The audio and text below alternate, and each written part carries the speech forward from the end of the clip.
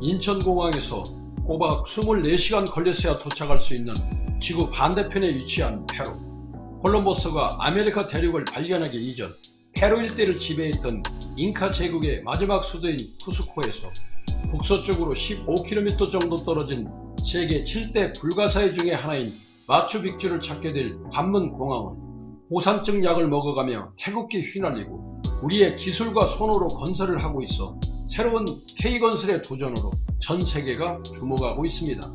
해발 2400m 안데스 협곡의 산 정상에 거대한 석조물을 건설한 과정이 모두 수수께끼로 남아있는데 한국공항공사와 도하 ENG, 권원 ENG, 한미그룹을 등으로 구성된 팀 코리아 컨소시엄은 42여 년 전부터 신공항 건설을 추진해왔지만 희망 고문에 그친 페루 정부의 해묵은 숙제와 과제를 한꺼번에 해결하고자 21세기판 불가사의 공정에 한치의 망설임 없이 도전장을 내밀었습니다.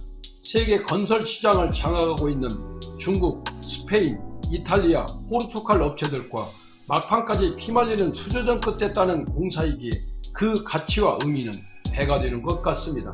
해발 3800m 고지대에 조성되는 친체레 신공항은 사업비 7600억 원을 투입해 활주로 일본 4km, 축구장 6.5배 크기의 공항터미널, 탑승교 13식을 갖추게 되며 우리나라 대구국제공항 규모의 중형급으로 연간 500만 명의 여객을 처리할 수 있어 안데스 산맥에 꼭꼭 숨어있던 마추픽추의 신비로움을 언제든 지구촌 가족들이 편안하게 볼 수 있는 혜택을 무한 제공해주는 서비스를 자랑스러운 대한민국이 맡게 됐다는 긍지를 가질 수 있게 된 것입니다. 이러한 쾌거에 편승하여 마추픽추로 가는 길과 세계 공항 건설의 뒤안길을 심층적으로 따라가 보도록 하겠습니다.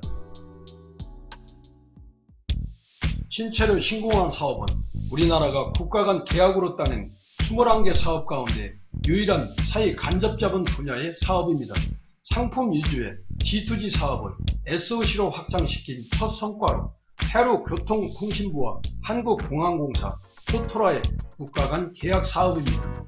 해공항 개발은 철도, 도로에 있는 세계 3대 인프라 시장으로 2023에서 2024년께 항공 수요가 회복되면 8,265억 달러, 약 986조 원의 대규모 투자가 전망되고 있고 중남미 등 해공항 시장을 공략할 교두보로서 관심을 모으고 있습니다.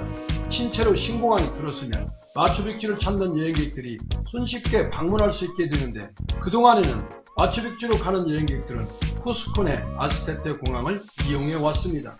이 공항은 연간 170만 명 정도를 수용할 수 있는 시설만 갖추고 있어 이용에 제약이 많았고 또 산호로 둘러싸인 지형 탓에 항공 안전에 위협이 될 뿐더러 인근에 주거 상업지가 밀집돼 있어 소음 문제가 끊임없이 제기되어 왔습니다. 하지만 친체레 신공항은 여객 수용 규모가 3배 정도로 커지고 활주로 길이도 늘어나 장거리 국제노선 취항도 가능해지며 이에 따라 여행객들은 페루 수도 리마에서 국내선으로 갈아타지 않고 곧장 쿠스코로 진입이 가능해져 그만큼 여행시간을 줄일 수 있게 됐습니다.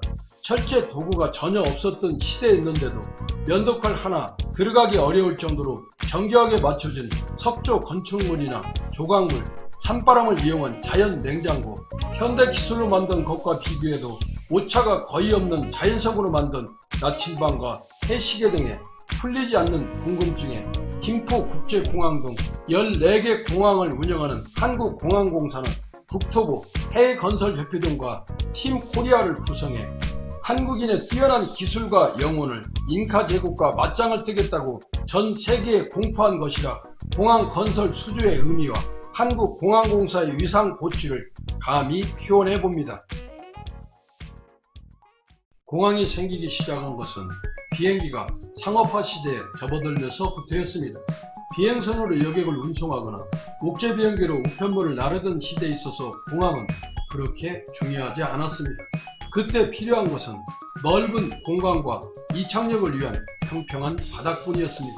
맨 처음 항공기가 이착륙할 수 있는 대규모의 시설을 갖춘 곳은 군용 비행장이었습니다.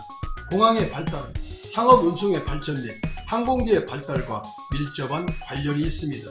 최초의 상업 비행은 미국에서 우편물의 수송을 위해 처음 이루어졌는데 1918년 부정기적인 우편 비행이 1920년에 이르러 차츰 정기적인 우편 운송으로 바뀌었고 1925년에는 로스앤젤레스와 샌디에고를 연결하는 여객 노선을 개설하면서 상업 운송이 본격화되었습니다.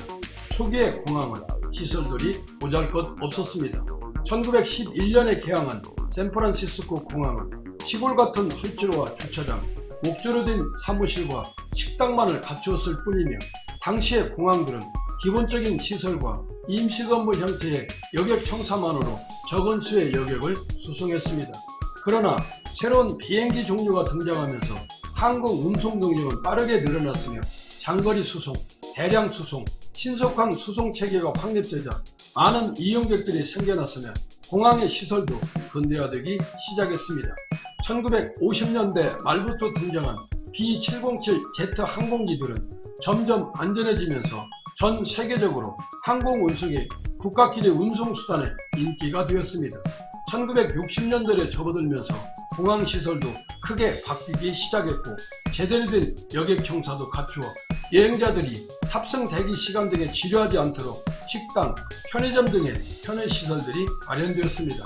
1970년대에 들어서면서 전 세계 항공사가 운영하는 대부분의 항공기 기종이 제트 추진 항공기로 교체되면서 본격적인 제트 여객기 시대를 열면서 해외 여행을 자유롭게 할 수 있는 항공 여행에 대중하는 세계의 지구촌화 시대가 열리게 되었고 나아가 공항은 거대한 종합 서비스 센터로의 역할을 하게 되면서 오늘날과 같은 국가의 관문 기능을 하기에 이르게 됩니다.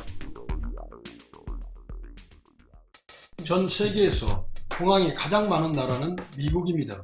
2013년 기준으로 무려 13,513개의 공항이 존재하고 있습니다.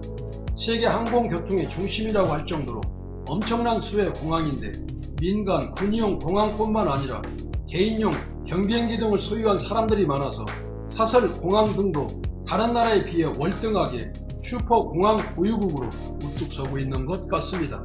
은메달 보유국은 세계에서 5번째로 큰 나라인 브라질이 영토만큼의 많은 공항 숫자인 4,093개를 기록하고 있습니다. 유럽에서 가장 공항이 많은 나라는 539개를 보유한 독일이고 인구와 땅덩어리에 비해 많을 것 같은 중국은 의외로 507개 공항을 가지고 있어 세계 순위에는 명함조차 내밀지 못하며 일본이 175개, 우리나라는 111개, 북한은 82개라고 합니다. 세계에서 가장 많은 승객이 있는 공항은 미국 애틀랜타에 위치한 하츠필드 잭슨 국제공항입니다. 이 타이틀은 이곳의 입지 덕분이라고 하는데 미국 인구의 80%가 2시간 이내에 비행기를 이용해 하츠필드 잭슨 국제공항으로 올 수 있기 때문에 미국의 국내선이 집결되는 연결 허브이며 중남미와 유럽을 잇는 경유지의 역할을 수행하고 있습니다. 1992년에 착공하여 8년 4개월의 공사를 마치고 2001년 3월 29일 개항한 인천국제공항은 2013년도에는 세계에서 가장 아름다운 공항 2위에 선정됐으며 공항업계 노벨상으로 불리는 공항 서비스 평가에서 2005년부터 2016년까지 무려 12년 연속으로 1위를 차지하는 기염을 빼냈습니다. 이제 공항은 화물과 여객 수송 차원을 벗어나 그 나라의 관문으로 국가의 품격을 나타내는 중요한 지표가 되고 있습니다. 마추픽추의 공항 건설과 인천국제공항의 기상과 위험이 오미크론으로 번지며 또다시 위기를 조장하는 코로나19를 슬기롭게 혁파하는 국민 에너지가 되길 코스모스 메아리가 마음으로 깊게 응원하고 갈망해 봅니다.